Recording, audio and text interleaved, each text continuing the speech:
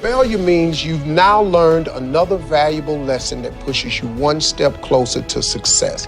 Your gift can be anything. You can't look at it as simply running, jumping, singing, and dancing. Your attitude determines your altitude.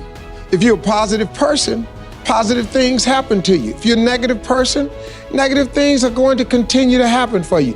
If you can put that in your scope this year, just change your attitude. Wake up and smile. How about just wake up and be grateful? Life is really 10% what happens to you and 90% what you do about it. Look, everybody in this room, everybody watching, everybody got something they got to deal with. Get to dealing with it. Stop complaining about it. Complaining about it only makes it stay present. Do something about it. Don't give up when reaching your dream is difficult. Listen, if success were easy, you've heard it a million times. Everybody would be successful. It requires a grit and a toughness to be successful. But I got news for you. It's something that all of you have in you. Now, whatever you've been through, whatever that is, guess what? You're still here. Whatever you think riches is, that's your definition. There's a survey that says riches and success is being happy. Well, all you have to do then is determine what is it that makes you happy and start down that path. Now, to find true success, I believe that you've got to do some work, because it's not free. Everybody would love to wake up and just be happy and bubbly, but it requires some work. So I want to share with you something from my book, chapter 11. There is no self-made man. Now, most of us want to believe that we're independent, that if we set our minds to do something, simply it can get done. Well, I got news for you. Unless you look to others, you can work twice as hard to get half as much. Sometimes you need a partner in a deal in order to aid you along the way. There is nothing wrong with asking for what you want. You know, for a long time, I used to think that the path to success was going at it alone, because I was always busy priding myself on not asking for help. What you got to do to get the life that God wants you to have, you got to put more air in your bubble. You got to blow your bubble up. Expand yourself. Take yourself out your comfort zone. Do not live in your bubble. Put some more air in your bubble. If you stay in your comfort zone, that's where you will fail. You will fail in your comfort zone. Success is not a comfortable procedure. It is a very uncomfortable thing to attempt. So you got to get comfortable being uncomfortable if you ever want to be successful. I love to tell you, look, you can go out here and get rich, do a couple of things. That ain't happening. You got to get real doggish. You got to get downright funky if you want to make it. Now, like I was telling you before, if you want to be ordinary, you ain't even got to listen to me. Just go on about your business.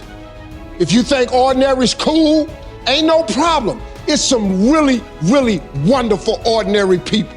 But if you are sitting in this room and you have extraordinary aspirations, then you're going to have to do extra.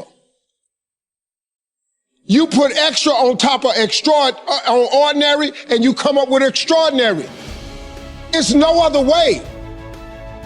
I'm sorry, but here's the fact.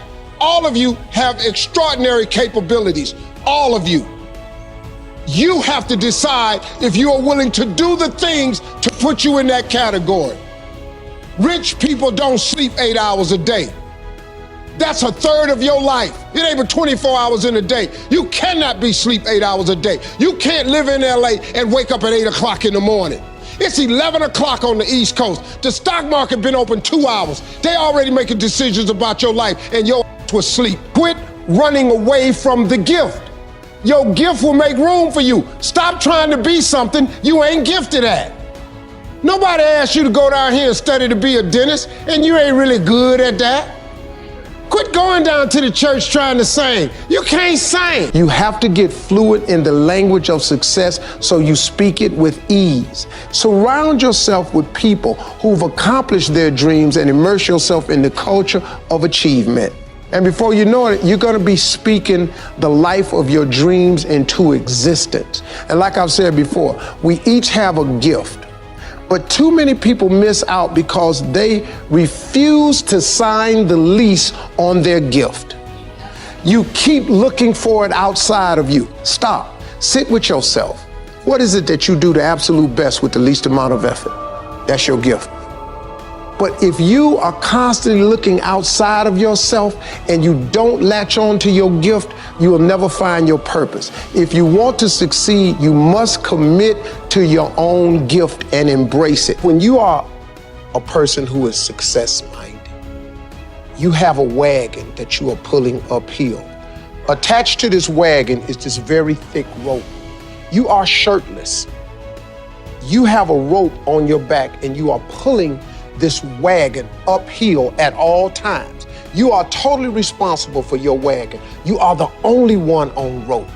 Now, in order for the wagon to go up the hill, you have to have people, like-minded people, people on your staff, employees, people who you partner with. The thing of it is, though, you are the only one responsible for the pull.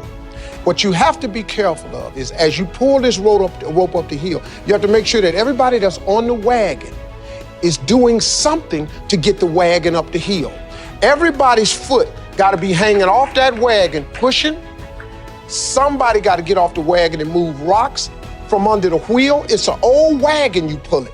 But what happens along the way, and you got to be careful, there are people who will get on your wagon and have no value. All of a sudden, they feet up off the ground. They just on the wagon ride. And you have them in your life. You are now making my haul on this rope more difficult than it is. You must now shed yourself for this dead weight. If you don't, your climb with your rope will be, it's agonizing. Your gift can be anything. So once you identify it, then that's the beginning of it. But there's a lot of work to do even after you identify your gift. You know, you can believe you're something all you want, but if you don't work towards it, you're just sitting there, it's gonna be empty. If you do not have it written down, your chances of it happening is reduced drastically because it's a principle of success. You have to have everything you want written. Write everything you want on a piece of paper. Everything. I don't care. Use your wildest imagination. If you can think it, you can achieve it. Write it on a piece of paper. Read it every morning and every night. Come back here 1 year from today and see how much of that stuff then came true. That's a promise of your God. That ain't no theory I come up with. That's all successful people have. Oprah's on TV for 30 years telling people about vision board. It's very real. You have to write it. If it's not written, you reduce your chances greatly of it ever occurring.